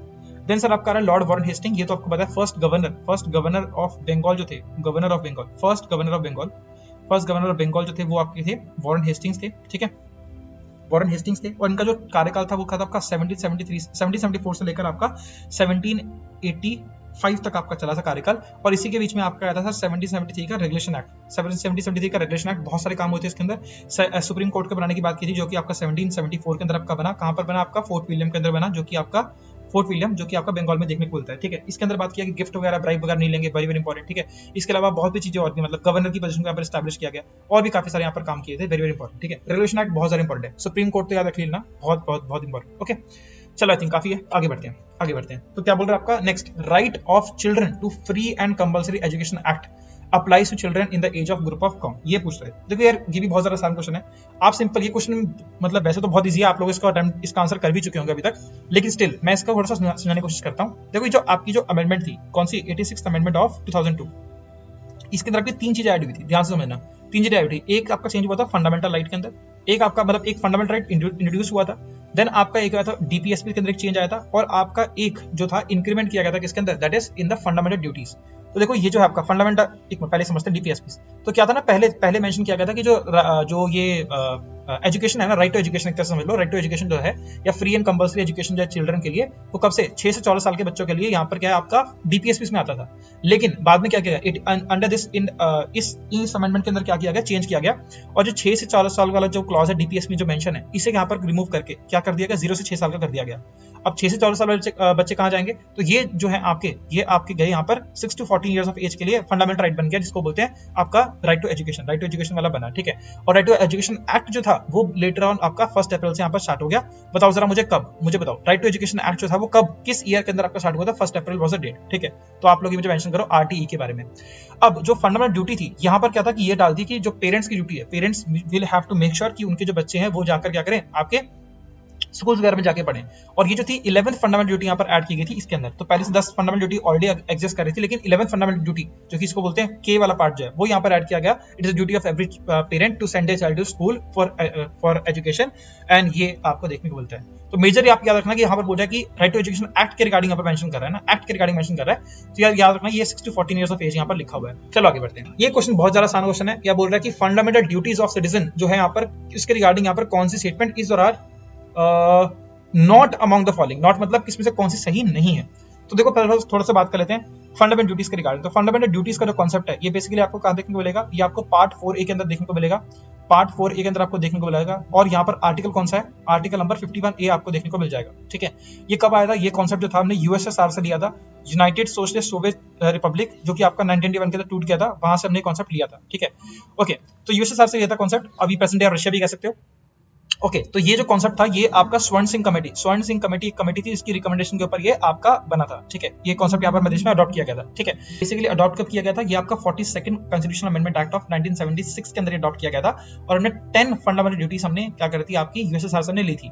लेकिन बाद में 10 के अंदर क्या की थी, आपकी 1 प्लस कर दी, जो कि टोटल मिलाकर होगी 11। और ये कब किया गया था, आपका 86 कॉन्स्टिट्यूशनल अमेंडमेंट एक्ट ऑफ 2002 के अंदर आपका किया गया था, जो कि आपको थोड़ी देर पहले मैंने आपको बताया, एजुकेशन के तहत यहाँ पर ऐड किया गया था। ठीक है, और कई सारी यहाँ पर फंडामेंटल ड्यूटी के रिगार्डिंग बात की जाती है। फॉर एग्जांपल, आपको जो हमारे जो नोबल आइडियाज थे, जिन्होंने हमारे नोबल फ्रीडम फाइटर्स जो थे, उनके यहाँ पर आपको रिस्पेक्ट करनी है, नेशनल फ्लैग को रिस्पेक्ट करनी है, इन्वायरमेंट की रिस्पेक्ट करनी है, बहुत सी चीजें यहाँ पर लिखा हुआ है। और इंडिविजुअल हो गया, स्फीयर ऑफ लाइफ हो गया, उन सब के अंदर क्या करना है, अपने आपको बेस्ट करना है। बहुत सारे पॉइंट्स यहाँ पर लिखे हुए हैं फंडामेंटल ड्यूटीज के अंदर। तो देखते जरा, to safeguard the public property and observe violence, बिल्कुल सही बात है, ये आपका लिखा हुआ है।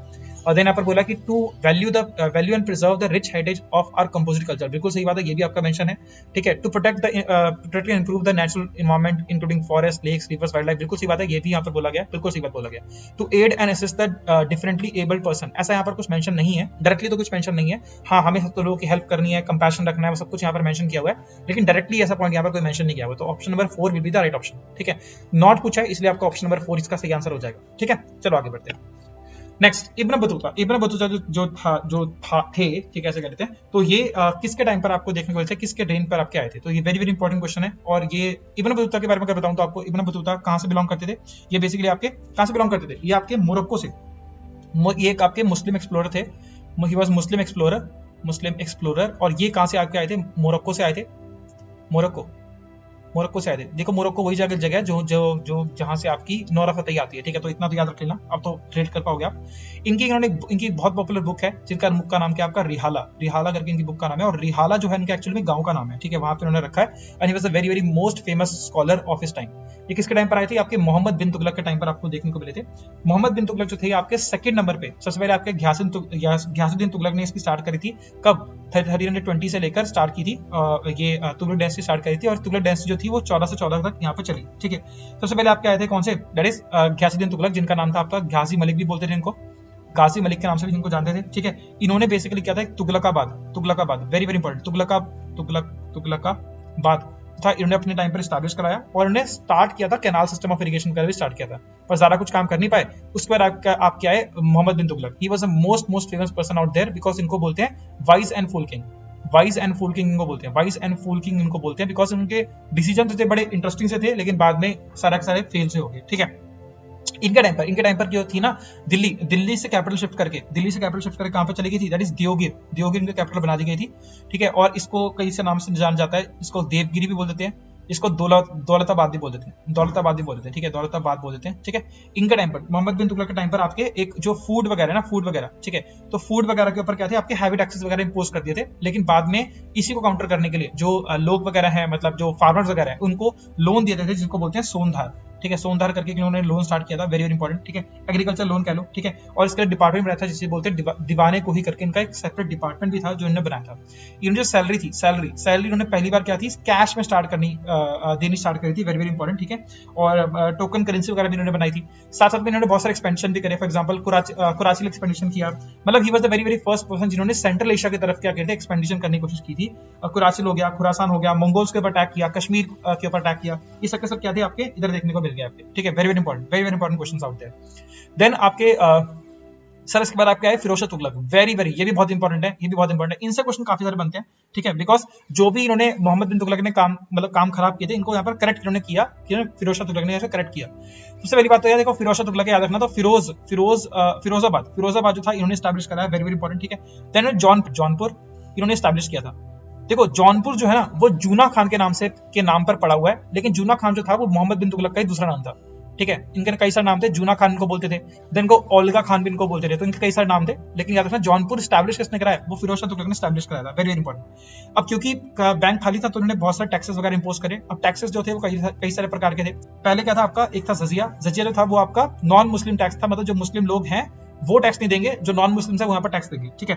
देन आपका था जकत टैक्स आया, जकत जो था वो बेसिकली प्रॉपर्टी टैक्स था, ये प्रॉपर्टी से रिलेटेड करता था, 2% के आसपास प्रॉपर्टी टैक्स आपको देना पड़ता था। देन आपका आया था खरस, ठीक है, खरस टैक्स जो था आपका, ये था बेसिकली आपका लैंड टैक्स था, ठीक है। और ये आपका है आपका देन आपका था सर खाम्स था आपका लूट टैक्स, अगर आप कुछ लूट के आते तो कुछ ना कुछ आपको टैक्स देना पड़ेगा, ये करके। इसके बाद उन्होंने इनके टाइम पर क्या थे आपके मैक्सिमम इरिगेशन कैनाल्स भी आपको देखने को मिले, इरिगेशन कैनाल्स जो थे सबसे ज्यादा इनके टाइम पर आपको देखने को मिले, सबसे ज्यादा इन्होंने कैनाल्स वगैरह बनाए थे।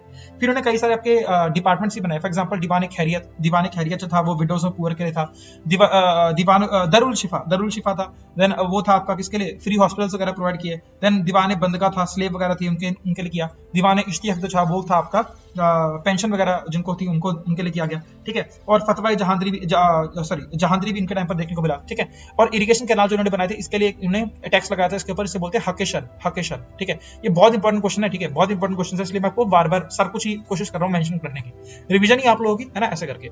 लास्ट यहाँ पर रह गया अलाउद्दीन खिलजी। अब यार यहाँ पर जगह नहीं बची, इसको थोड़ा सर्व कर रहा हूँ, ठीक है, थोड़ा सा कर रहा हूँ। अलाउद्दीन खिलजी के बारे में जाना थोड़ा जरूरी है, ठीक है। इनका नाम अली गुरशब इनका नाम है, ठीक है, अली गुरशब इनका नाम है, ठीक है। और इन्होंने किसको मार दिया था, इन्होंने क्या किया था, अपने जो जलाउद्दीन खिलजी जो थे, जो कि 70 साल के हो गए थे काफी, और ये फाउंडर थे जो खिलजी डायनेस्टी को, उनको यहाँ पर मार दिया था, ठीक है, वेरी वेरी इंपॉर्टेंट। और ये उससे पहले जो कि अलाउद्दीन खिलजी जो थे ये आपके खारा के गवर्नर रह चुके थे, पर he was unsatisfied with it.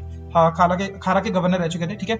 लेकिन इन्हें क्या बनना था, इन्हें तो बनना था अपना कौन, that is he wanted to become the next Alexander, second Alexander बना था इन्होंने, इसलिए इसके लिए उन्होंने काफी सारे काम किए। इन्होंने एक आर्मी का स्पेशल टाउन बनाया जहां पे उन्होंने बड़ी सी आर्मी रखी, जिसका नाम क्या रखा, सीरी, ठीक है। तो सीरी जो बनाया था इसे बोलते हैं गैरिसन टाउन बेसिकली बोलते हैं। इसके बाद उन्होंने क्या थे, काफी सारे रिफॉर्म्स वगैरह भी करे, फॉर एग्जांपल मार्केट रिफॉर्म करे जिसको बोलते हैं शनारे मंडी इसको बोलते हैं मार्केट रिफॉर्म्स को, ठीक है। इसके बाद उन्होंने सैलरी थी ना, सैलरी वो इक्ता सिस्टम को कैंसिल करके इन्होंने क्या करी, आपकी कैश कैश के अंदर आपकी सैलरी देनी शुरू करी, और ये भी इनके टाइम पर देखने को मिला। लैंड मैचेस वगैरह आपको करने को मिले। इनका एक ना अलाउद्दीन खिलजी के टाइम पर साउथ में इन्होंने एक्सपेंशन काफी सारा किया, और इनके टाइम पर जो था एक मलिक काफूर, जो इनका था मलिक काफूर, जो इनका क्या था आपका वो क्या बोलते हैं इसको, कमांडर इन चीफ है ना, कमांडर इन चीफ था। इन्होंने क्या था, काफी ज्यादा एक्सपेंशन किया साउथ के अंदर, वो बहुत डिफिकल्ट था, इससे पहले कोई और कर नहीं पाता, तो उन्होंने किया, ठीक है, वेरी इंपॉर्टेंट। ओके, चलो आगे बढ़ते हैं। Which part of brain which is क्या बोलते हैं, which part is the brain of computer, इसमें से कौन सा पार्ट ब्रेन ऑफ कंप्यूटर के नाम पे कहलाता है? बहुत ही आसान क्वेश्चन है, तो मतलब पीस ऑफ केक है। देखो ये क्वेश्चन का आंसर मैं बिल्कुल अटेम्प्ट नहीं करूंगा, because it is gonna be, मतलब ये तो मजाक वाली बात होगी, ठीक है, लेकिन बताता हूँ। वैसे देखो यहाँ पे लिखा हुआ है रैम एंड रोम, मैंने इसके लिए क्वेश्चन डाला था, और ये प्रीवियस ईयर क्वेश्चन है, इसलिए देखो रैम एंड रोम, देखो कब बताऊं तो मैं आपको, मेमोरी जो होती है ना, मेमोरी। अच्छा एक बताऊं, सीपीयू के बारे में अगर हम बेसिकली वैसी बात करें, तो सीपीयू सेंट्रल प्रोसेसिंग यूनिट होता है, इसके अंदर आपके कंपोनेंट्स देखने को मिलेंगे। फॉर एग्जांपल एक कंपोनेंट जो आपका होता है, बोलते हैं कंट्रोल यूनिट, ठीक है, एक तो आपका होता है एएलयू, जिसे बोलते हैं अर्थमेटिक एंड लॉजिकल यूनिट, और फिर बीच में आपको क्या देखने को मिलता है, that is memory is also part of it, जिसको हम लोग बोलते हैं रजिस्टर्स। एक्चुअली याद रख लो, रजिस्टर्स, ये तीनों के तीनों पार्ट आपको सीपीयू के अंदर आपको देखने को मिलते हैं। This is very important. अब मेमोरी के रिगार्डिंग अगर बात करें, तो मेमोरी आपकी दो प्रकार की देखने को मिलती है, एक होती है आपकी प्राइमरी मेमोरी, और एक होती है आपकी सेकेंडरी मेमोरी। एक होती है आपकी प्राइमरी, एक होती है आपकी सेकेंडरी मेमोरी, ठीक है, सेकेंडरी मेमोरी, ठीक है। प्राइमरी मेमोरी फर्दर आपको दो टाइप की देखने को मिलेगी, एक होती है आपकी रैम, एक होती है आपकी रोम, एक होती है आपकी रैम, एक होती है आपकी रोम, ठीक है। अच्छा, अब रैम का फुल फॉर्म क्या है? रैम का फुल फॉर्म है आपकी रैंडम एक्सेस मेमोरी। इसके अंदर क्या रहता है कि इसे बोलते हैं वोलेटाइल मेमोरी बोलते हैं, मतलब कुछ टाइम के बाद क्या हो जाती है, क्लियर हो जाती है। इसे क्विक मेमोरी बोलते हैं, क्विक मेमोरी, वोलेटाइल मेमोरी, कुछ भी इसका नाम रख लो। अब जो रैम होती है वो भी कई प्रकार की होती है, आपको देखने को मिलेगी, example D RAM, dynamic RAM जिसको बोलते हैं। देन सर आपकी आती है एक एसडी रैम आती है, ठीक है, एसडी रैम, ठीक है, सिंक्रोनस डायनामिक रैम, ठीक है। देन सर आपकी आती है स्टैटिक रैम, एसआरएम, ठीक है। देन आपकी आती है सर डीडीआर, जिसे बोलते हैं डबल डाटा रेट, ठीक है, ऐसा करके, ठीक है। ये डी रैम का एग्जांपल जो है वो आपकी कैश मेमोरी होती है, ठीक है, कैश मेमोरी इसके एग्जांपल है, ठीक है, और भी बहुत सारे एग्जांपल आपको देखने को मिल जाएंगे। एनीवेज, रोम का मतलब क्या होता है, आपकी रीड ओनली मेमोरी इसको बोलते हैं। ये कौन सी आपकी स्टेबल मेमोरी होती है, मतलब वोलेटाइल बिल्कुल नहीं होती, नॉन वोलेटाइल कह लो या स्टेबल मेमोरी कह लो, ठीक है। और ये क्विक नहीं होती है, काफी मतलब इसमें स्टोर हम कर सकते हैं, ठीक है, वेरी इंपॉर्टेंट, और लॉन्ग टाइम के लिए स्टोर कर सकते हैं। इसके भी आपको कई प्रकार के देखने को मिलेंगे। फॉर एग्जांपल आपकी आती है पी रोम मतलब प्रोग्रामेबल रोम। इसका एग्जांपल क्या है? फॉर एग्जांपल आपकी ब्लैंक सीडी जो हम लोग खरीदते थे ना, 10-20 रुपए की मिल जाती है ब्लैंक सीडी, तो ये आपकी ब्लैंक सीडी, मतलब इसमें खाली राइट कर सकते हैं डाटा, डिलीट नहीं कर सकते। देन सर आपकी आती है ईरोम का मतलब क्या आपका इरेजेबल प्रोग्रामेबल रोम, जो आपकी थोड़ी महंगी वाली सीडी आती थी, जो 50-60 रुपए की सीडी आती थी, जिसके पीछे लिखा होता था सीडी कॉम्पैक्ट डिस्क RW, यानी कि रीराइटेबल, मतलब रीडेबल राइटेबल, ये लिखा होता है। मतलब क्या इसमें से कुछ डाटा हम लोग रीरेज भी कर सकते हैं, और इसके लिए हम यूवी एडिशन का इस्तेमाल करते हैं। देन सर आपकी आती है आपकी EEPROM, इसे बोलते हैं क्या, इलेक्ट्रॉनिकली इरेजेबल प्रोग्रामेबल रोम। ये कौन सी आपकी, ये है बेसिकली जो हम लोग यूज करते हैं पेन ड्राइव वगैरह से यूज करते हैं, ये आपको देखने को मिलती है। देन सर आपकी सेकेंडरी, जो आपकी आगे सेकेंडरी टाइप की जो स्टोरेजेस आ गई, इसमें सर आपके बहुत सारे एग्जांपल आते हैं। फ्लॉपी जो खत्म हो चुकी है आज के टाइम पर, ठीक है, फ्लॉपी। देन सर आपके आते हैं CD DVD, देन आपकी आती है ब्लू रे डिस्क वगैरह आती है, फ्लैश ड्राइव्स जितनी होती है वो सब चीज आपकी ये देखने को मिल जाती है। तो these are all example of the same. इसके लिए मैंने क्वेश्चन कराया था, ये डाला था, तो इसका आंसर क्या है, which is a part of the brain, ये आप लोग आंसर कर दोगे खुद ही। चलो आगे बढ़ते हैं। Which of the following is the longest river of Peninsular India? सबसे longest river कौन सी है पेनिसुलर इंडिया की? देखो ये क्वेश्चन भी अगेन बहुत इंपॉर्टेंट है। मैंने इसके रिगार्डिंग इंडियन ज्योग्राफी के रिगार्डिंग मैंने कुछ सारे सेशंस रखे हुए हैं, आप एक बार देख लेना जाकर, काफी सारे क्वेश्चंस ऑलरेडी चैनल पे अवेलेबल हैं, तो इन क्वेश्चंस को प्लीज जाकर देखना जरूर, ठीक है। अच्छा, क्वेश्चन क्या पूछ रहा है, आपकी लॉन्गेस्ट कौन सी है? तो लॉन्गेस्ट आपकी कौन सी है, जिसको हम लोग बोलते हैं दक्षिण गंगा नाम, सॉरी वृद्धा गंगा के नाम से जानते हैं, दक्षिण गंगा के नाम से जानते हैं। इसका नाम क्या आपका Godavari is the longest, 1465 kilometre तक आपको देखने को मिलेगी पेनिसुलर रिवर, ठीक है। अच्छा, इसकी ये स्टार्ट कहां से होती है, ये आपकी होती है आपकी Brahmagiri mountains, very very important, Brahmagiri mountains आपको, जो कि आपका नासिक महाराष्ट्र के अंदर आपको देखने मिलेगा, वहां से आपकी क्या होती है, स्टार्ट होती है, ठीक है।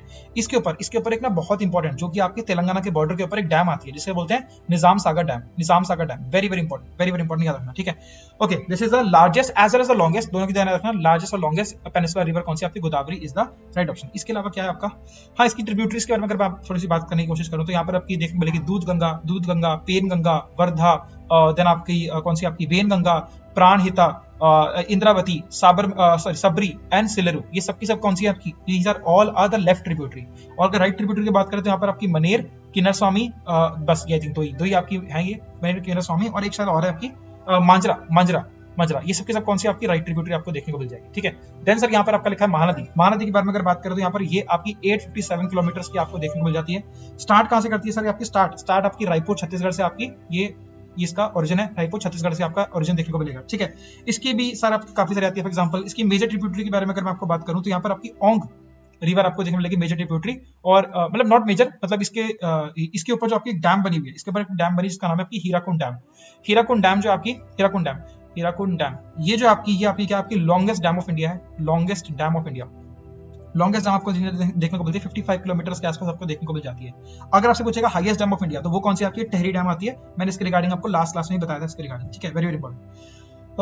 बस ठीक है, आई थिंक इतना काफी इसके रिगार्डिंग तो काफी है ना। देन सर आपकी आती है Krishna river, very very important. Krishna तो Krishna Kaveri, these are very very important river. ठीक है, तो कृष्णा रिवर के बारे में अगर बात करें तो यहाँ पर ये जो आपकी इसकी लेंथ आपको देखने को मिलेगी 1400 किलोमीटर के आसपास आपको लेंथ देखने को मिलती है। This is the second longest river of peninsular river India. ठीक है, सेकंड लार्जेस्ट या सेकंड लॉन्गेस्ट रिवर आपको देखने को मिलेगी। ठीक है, इसका जो ये इसका स्टार्टिंग पॉइंट इसका कौन सा आपके महाबलेश्वर जो आपका प्लेट्यू आता है सतारा डिस्ट्रिक्ट महाराष्ट्र से आपकी ये निकलती है।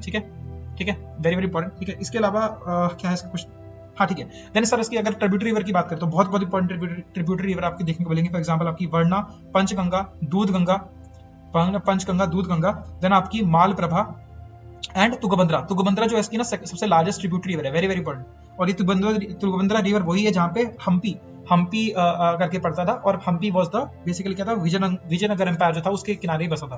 Tungabhadra very very important. ये सबकी सब कौन सी आपकी, these are all the right tributary rivers सबकी बात कर रहा हूँ। ठीक है, तो आप अगर बात करें लेफ्ट ट्रिब्यूटरी रिवर की तो यहाँ पर आपको देखने मिलेगी Don is also there, very very important. ठीक है, देन आपकी भीमा आती है, मूसी आती है, इतनी काफी है। ठीक है, ओके।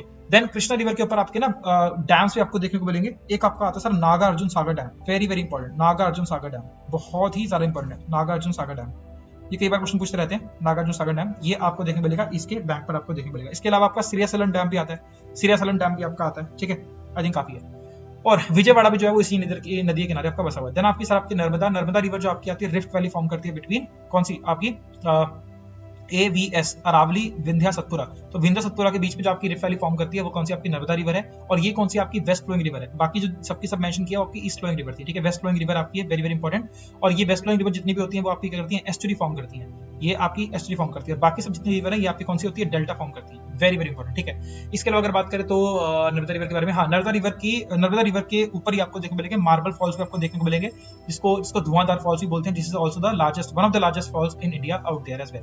ठीक है, बाकी सब ठीक है ना। नर्मदा के जस्ट बिल्कुल नीचे आपकी होती है तापी रिवर फॉलो करती है, this is also out there. इतना याद रख लो तो आई थिंक काफी रहेगा। देन आगे बढ़ते हैं नेक्स्ट क्वेश्चन से, which hormone is responsible is produced by the ripen fluid. देखो ये जो क्वेश्चन है ना बहुत ही मजेदार क्वेश्चन है। क्यों मजेदार क्वेश्चन आपको समझाता हूँ। ये जो क्वेश्चन है ना ये इसके दो आंसर्स बन सकते हैं अगर आप ढंग से क्वेश्चन को नहीं पढ़ोगे तो it is very very tricky kind of a question. ऐसे क्वेश्चन काफी इंटरेस्टिंग से क्वेश्चन आते हैं, ध्यान से देखो। अगर आपने थोड़ा भी अगर आपको याद आ रहा हो तो राइपन, जब भी राइपनिंग ऑफ फ्रूट्स के रिगार्डिंग हम लोग बात करते हैं तो आपके हार्मोन आपके दिमाग में तुरंत आ जाएंगे। एक आपका आएगा इथिलीन और एक आपका आएगा एब्सिसिक एसिड। अब क्वेश्चन क्या पूछ रहा है, which hormone is produced by ripen fruit, मतलब फ्रूट पक चुका है, अब जो कौन सा आपका ये राइपन फ्रूट मतलब कौन सा हार्मोन आपका प्रोड्यूस करेगा। तो यार इसका आंसर आपका मोस्ट अप्रोप्रिएट आंसर होना चाहिए इथिलीन ये प्रोड्यूस करेगा। अब इथिलीन के बारे में अगर बात करें तो ये कौन सा आपका एक ओनली हार्मोन है जो कि आपका क्या होता है, आपका गैसियस फेस में आपको देखने को मिलता है, बाकी सबके सब आपके लिक्विड फेस में आपके आते हैं। इथिलीन गैस जो है इथीन हो गया, फिर आपका इथेन हो गया। इससे हम लोग क्या करते हैं, आर्टिफिशियल फ्रूट राइपनिंग, मतलब अगर हमें फ्रूट वगैरह को पकाना है तो आर्टिफिशियल फ्रूट राइपनिंग के अंदर इसको इस्तेमाल करते हैं। ये भी आपको देखने को मिलता है आर्टिफिशियल फ्रूट राइपनिंग में आपको देखने को मिलेगा। आर्टिफिशियल में इथेन, इथिलीन या फिर अगर ये दोनों के दोनों नहीं है तो एसिटिलीन का भी इस्तेमाल करते हैं, जो कि सेम गैस है जो कि वेल्डिंग में इस्तेमाल होती है। अब एसिटिलीन का जब इस्तेमाल करते हैं तो क्या करते हैं, एसिटिलीन जो है आपकी वाटर के साथ जब रिएक्ट करती है तो क्या करती है, आपकी एसिटिलीन गैस बनाती है और फिर उससे क्या होता है, आर्टिफिशियल फ्रूट राइपनिंग वाला काम यहाँ पर क्या होता है, बन सकता है। ठीक है, वेरी वेरी इंपॉर्टेंट। अब सर यहाँ पर देखें ऑक्सिन जो ऐसे बोलते हैं ग्रोथ हार्मोन, इसे बोलते हैं ग्रोथ हार्मोन। और ये क्या होता है, प्लांट की ग्रोथ के अंदर क्या करता है, आपका पार्टिसिपेट करता है और ये जो लीव वगैरह को टूटने नहीं देता और ऐसे करके काम करता रहता है। अब इसी का बिल्कुल जो आपका अपोजिट है उसे बोलते हैं एब्सिसिक एसिड या फिर इसको बोलते हैं ABA।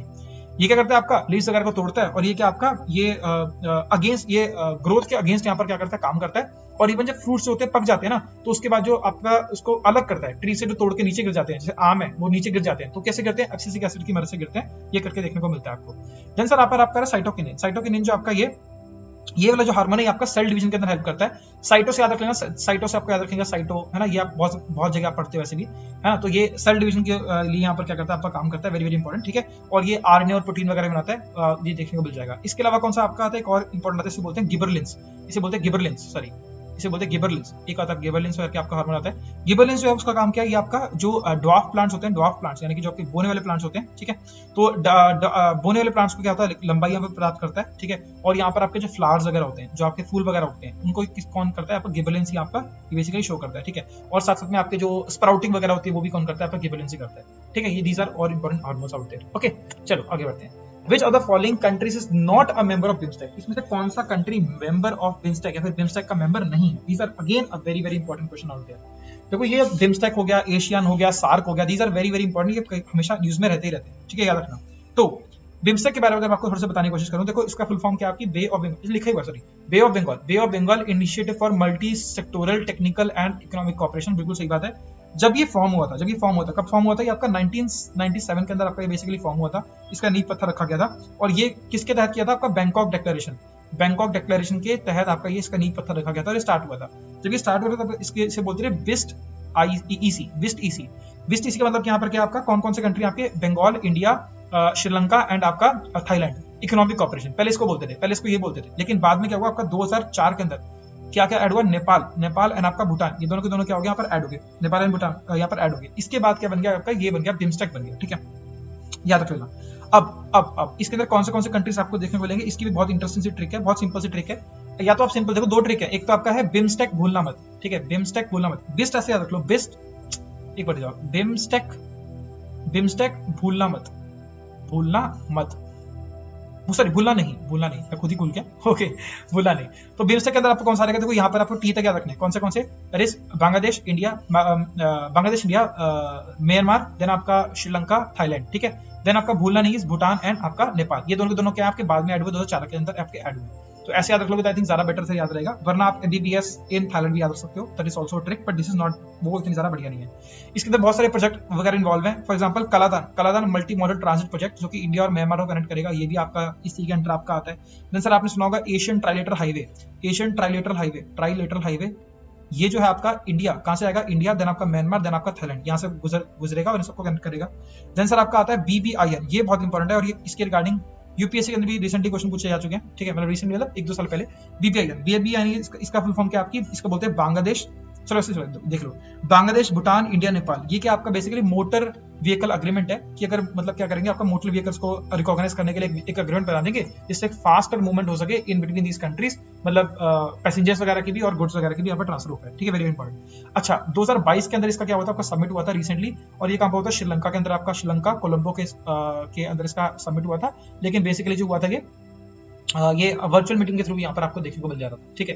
देन सर ये कंफ्यूज बिल्कुल मत करना सार्क से, देखो यहाँ पर पाकिस्तान मेंबर नहीं आता, देखो option number B is the right option, because Pakistan is not a member of this particular मतलब जो है लिस्ट, इसके अंदर देखने को नहीं मिलेगा। पाकिस्तान जो आपका आता है सार्क का मेंबर आता है, जिसे बोलते हैं जिसे बोलते हैं क्या अपना south Asian association for regional cooperation, ठीक है, वेरी वेरी इंपॉर्टेंट। इसके अंदर क्या होते हैं, आपके 8 मेंबर देखने को मिलेंगे।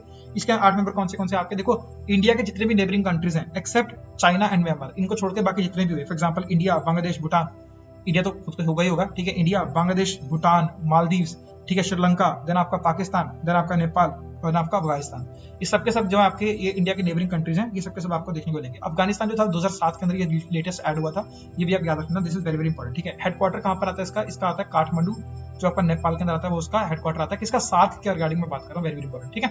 चलो आगे बढ़ते हैं। देन 4th बुद्धिस्ट काउंसिल कहां पर हुई, देखो ये भी बड़ा इंपॉर्टेंट सा क्वेश्चन आपका आ जाता है। बुद्धिस्ट काउंसिल कहां से रिलेट करती है, आपकी गौतम बुद्ध से रिलेट करती है, वेरी वेरी इंपॉर्टेंट, ठीक है। तो उसकी बात कर लेते हैं गौतम बुद्ध के बारे में पहले। तो गौतम बुद्ध का बचपन का नाम क्या था, आपका Siddharth was the name of Gautam Buddha in the बचपन, ठीक है। ये कब हुए थे, आपके बॉर्न कब हुए थे, 563 BC के अंदर आपके फॉर्म हुए थे, कपिल वस्तु नेपाल के अंदर आपके ये बेसिकली बॉर्न हुए थे, ठीक है। इनकी बाद में अल्टीमेटली इनकी जो मदर इनकी मदर की काफी जल्दी डेथ हो गई थी, तो इनकी फॉस्टर मदर थी, जिनका नाम क्या आपकी, अच्छा मदर का वैसे जो इनकी मतलब जन्म जिन्होंने दिया था उनका नाम था महामाया, लेकिन जिन्होंने इनको पाल पोस के बड़ा किया उनका नाम था आपकी प्रजापति गौतमी, ठीक है, वेरी वेरी इंपॉर्टेंट, ठीक है, प्रजापति गौतमी, इसीलिए इनको नाम क्या पड़ता है, इनका गौतम बुद्ध इनका नाम पड़ता है। और प्रजापति गौतमी जो थी इनकी फर्स्ट फीमेल जो थी आपकी, मतलब जो कह लो आपकी जो बाद में जाके डिसिपल बनी, वो भी कौन थी, आपकी प्रजापति गौतमी थी, ठीक है। इनकी वाइफ का नाम क्या था, इनकी वाइफ का नाम था आपका यशोधरा, इनके जो बेटे का नाम था, सन का नाम क्या था आपका राहुल, ठीक है, Rahul was the name of his son, ठीक है।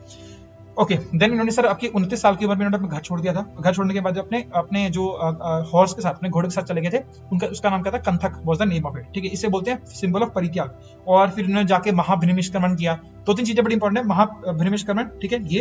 देन जब इनको इनलाइटमेंट हो गई थी, तो ये कहां पर आपकी बोध गया, बोध गया के अंदर इनको मतलब ज्ञान की प्राप्ति हो गई थी। और इसके बाद उन्होंने क्या बोला कि मैं बुद्ध, मतलब ये बुद्ध बन गए, यानी कि बुद्धा बन गए, ठीक है, जिसे बोलते हैं इनलाइटेंड वन, ठीक है। और उसके बाद क्या था उन्होंने फिर हाँ ठीक है, सारनाथ में जाकर उन्होंने फर्स्ट सरमन दिया था, वो बता दूंगा आपको। इनकी डेथ कब होती है, इनकी डेथ होती है आपकी 463 बीसी के अंदर क्या होती है, इनकी डेथ होती है।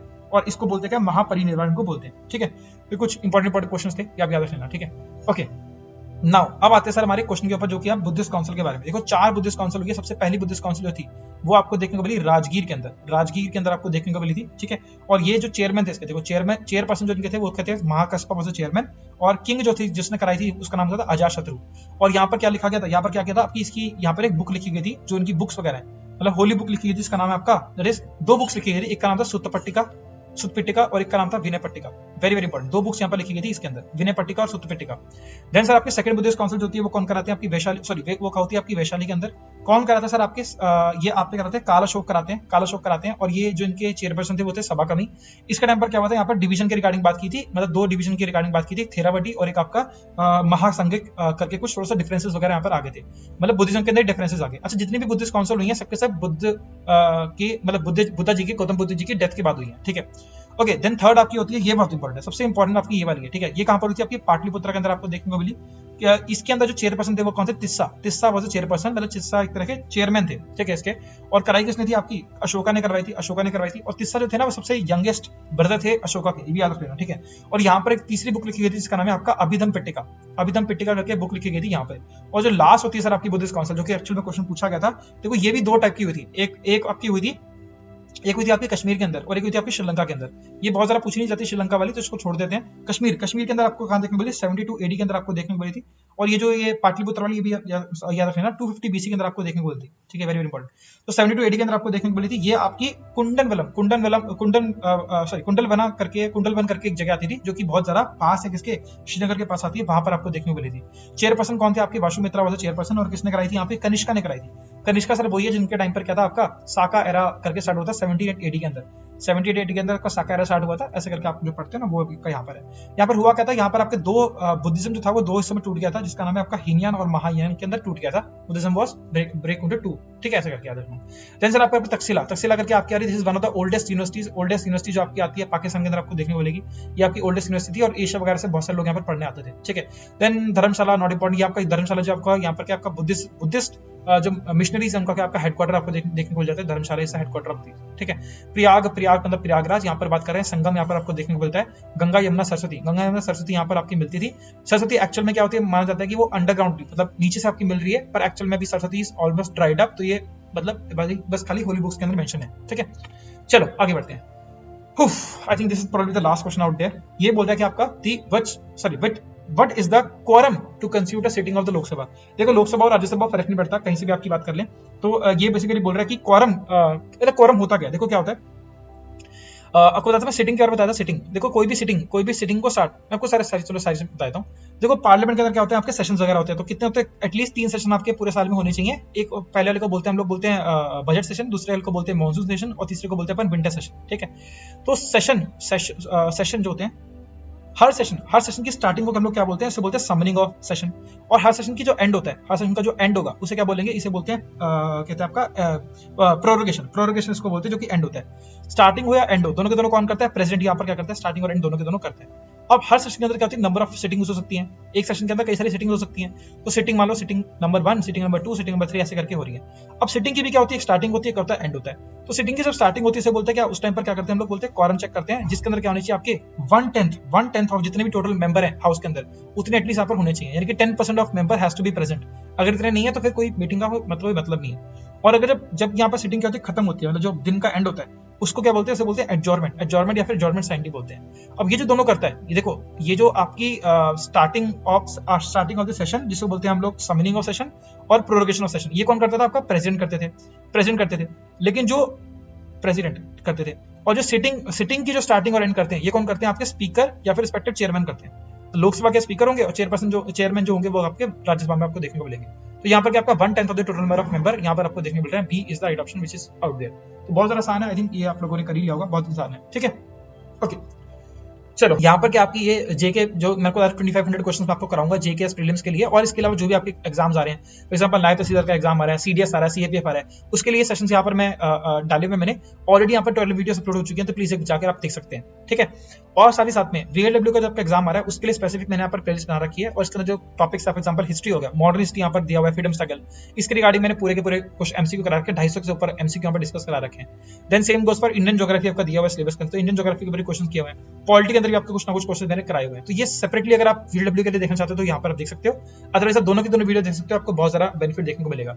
यहाँ पर भी वीडियोस बहुत सारी ऐड होने वाली है, और यहाँ पर भी बहुत सारी वीडियोस क्या होंगी अपकमिंग यहाँ पर ऐड होने वाली है, ठीक है। मेक श्योर कि आप यहाँ पर जाके चेकआउट कर लें, ओके।